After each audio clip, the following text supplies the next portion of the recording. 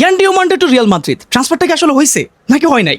এখন দেখেন ট্রান্সফারটা হোক বা না হোক, বাট এই একটা ট্রান্সফারের জন্য যে লেভেলের মজাটা আমরা পাইতেছি ভাই, এই একটা প্লেয়ারের ট্রান্সফারের জন্য ফ্যান্সদের সাথে মারামারি করতেছে, ক্লাবরা ক্লাবদের সাথে মারামারি করতেছে, আর সবচেয়ে মোস্ট ইম্পর্টেন্টলি জার্নালিস্টদের সাথে মারামারি করতেছে। ভাই আই এম নট কিডিং, এই লেভেলের ড্রামা হইতেছে। নো ডাউট ইয়ান ডিমান্ডি ইজ এ গ্রেট প্লেয়ার, তার ফিউচার অনেক ব্রাইট। মাত্র এক সিজন আগে কিন্তু সে খেলতেছিল স্প্যানিশ ক্লাব লেগানেজের হয়ে, সেখানে তার বয়স, পটেনশিয়াল আর ফিউচারের কথা চিন্তা করে জার্মান ক্লাব আরবি লাইপজিগ তাকে নিয়ে যায় বুন্দেসলিগায়, এবং সেখানে সে তার যাচ্ছে নিতে মাত্র এক সিজন টাইমই নেয়।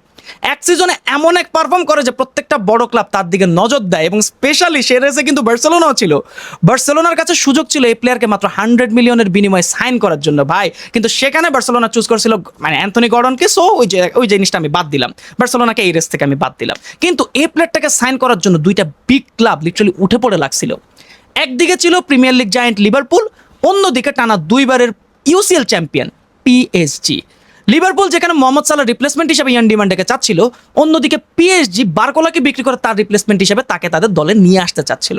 সো এইভাবে আমরা শুনতেছিলাম প্রত্যেকটা journalist, media outlet, news report এবং কন্টেন্ট ক্রিয়েটর একটা কথাই বলতেছিল যে বিশ্বকাপের পর পিএসজি অথবা লিভারপুলে যাচ্ছে কিন্তু ইয়ান ডিওমান্ডে, এবং এই রেসে কিন্তু একটু আপার হ্যান্ডে ছিল পিএসজি, কারণ তাদের টাকার কোনো প্রকার অভাব নেই যেটা আমরা জানি, এবং তারা প্লেয়ারের সাথেও কথাবার্তা বলতেছিল, এজেন্টের সাথে মোটামুটি ডিল অলমোস্ট ডানে হয়ে গেছিল। কিন্তু আচমকা এই রেসে নেমে পড়ে হঠাৎ করে রিয়াল মাদ্রিদ। মরিনোর আচমকা একদিন মনে পড়ে যে রাইট উইংয়ের যে সমস্যা, এই জিনিসটাকে সমাধান করার জন্য তার ইয়ান ডিওমান্ডেকে লাগবে। সো সে যায় পাপা পেরেজের কাছে এবং বলে যে আমাকে ইয়ান ডিওমান্ডেকে এনে দাও, এবং পাপা পেরেজ বলছে যে আমার লাগবে ট্রফি, তোমার লাগবে প্লেয়ার, আমি এনে দিচ্ছি। এবং সে নেমে পড়ে এই ট্রান্সফার উইন্ডোতে, এবং ট্রান্সফার উইন্ডোতে একটা কথা প্রচলিত আছে যে when Real Madrid calls you, you can't reject that call.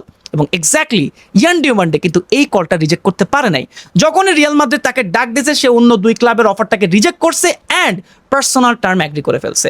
কোনো প্রকার রুমর, কোনো প্রকার ইন্টারেস্ট কিচ্ছু না, জাস্ট 100 মিলিয়নের বিড আরবি লাইপজিগের কাছে পৌঁছে দিয়েছে রিয়াল মাদ্রিদ। এই লেভেলের নাটক কিন্তু তখন হয়ে গেছিল।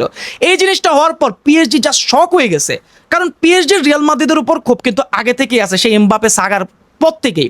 এমবাপেকে যখন ফ্রি ট্রান্সফারে রিয়াল মাদ্রিদ নিয়ে আসছিল, তারপর থেকেই কিন্তু রিয়াল মাদ্রিদের উপর একটা ক্ষোভ কিন্তু পিএসজির আছে। এবং যখন দেখলো যে তাদের জাস্ট মুখের খাবারটা কেড়ে নিছে রিয়াল মাদ্রিদ, ইয়ান ডিওমান্ডেকে জাস্ট তাদের মুখের সামনে থেকে নিয়ে যাচ্ছে, তখন তাদের ক্ষোভ আরো বেড়ে যায়।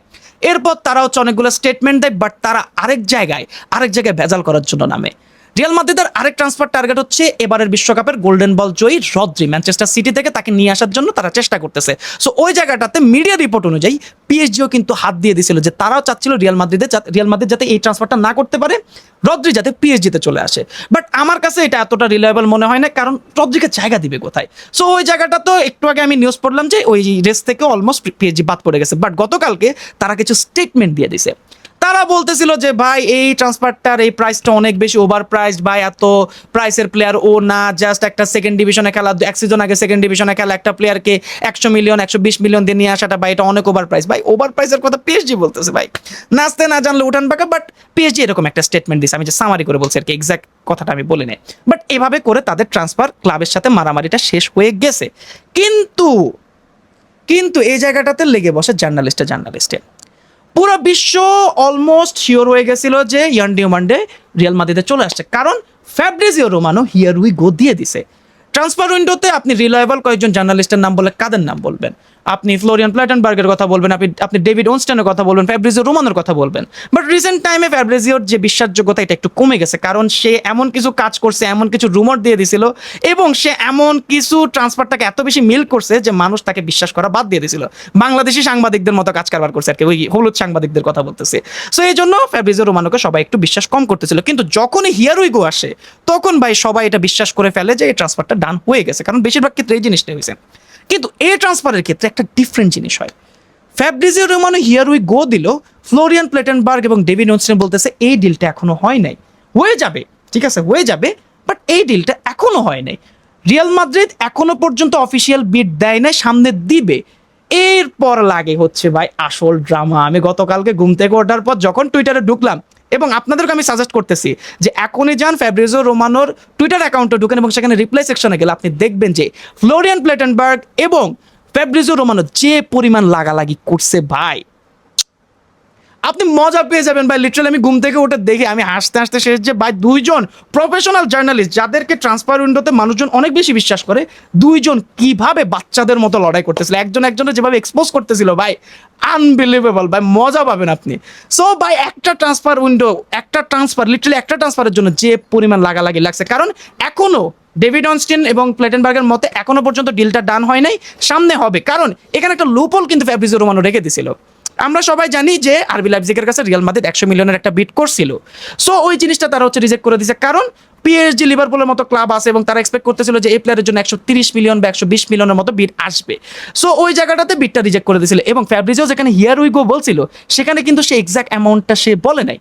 অন্যান্য ট্রান্সফারের ক্ষেত্রে কিন্তু সে এক্সাক্ট অ্যামাউন্টটা বলে দেয়, এই জায়গাটাতে বলে না, এই জায়গাতে সে বলছে 100 মিলিয়ন প্লাস, এবং এটা প্লাস, এবং এটা খুবই স্বাভাবিক, যেহেতু 100 মিলিয়নের একটা বিট রিজেক্ট করা হয়েছে, তার মানে যে বিটটা পরবর্তীতে আসবে সেটা 100 মিলিয়ন প্লাস আসবে, এবং এই জিনিসটাই কিন্তু প্লেটেনবার্গ ধরছে এবং সবাই ধরতেছিল যে ভাই তুমি এক্সাক্টটা বলো নাই কেন।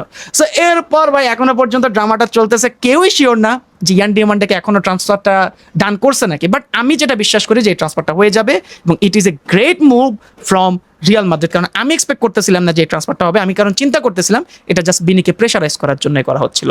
সো যাই হোক, আমার প্ল্যান ছিল যে ইয়ান ডিমান্ডকে নিয়ে আমি নেক্সট তখনই ভিডিও বানাবো যখন ট্রান্সফার উইন্ডোটা শেষ হবে। প্রত্যেকটা ক্লাবের আমার প্ল্যান আছে যে ট্রান্সফারগুলো কেমন হয়েছে সেটা নিয়ে আমি একটা রিভিউ করবো। বাট এই মজাটার পর আমি চিন্তা করলাম আপনাদের সাথে শেয়ার না করলে জিনিসটা আসলে টানতেছে না ভাই, এটা আসলে মজা হয়েছে ভাই।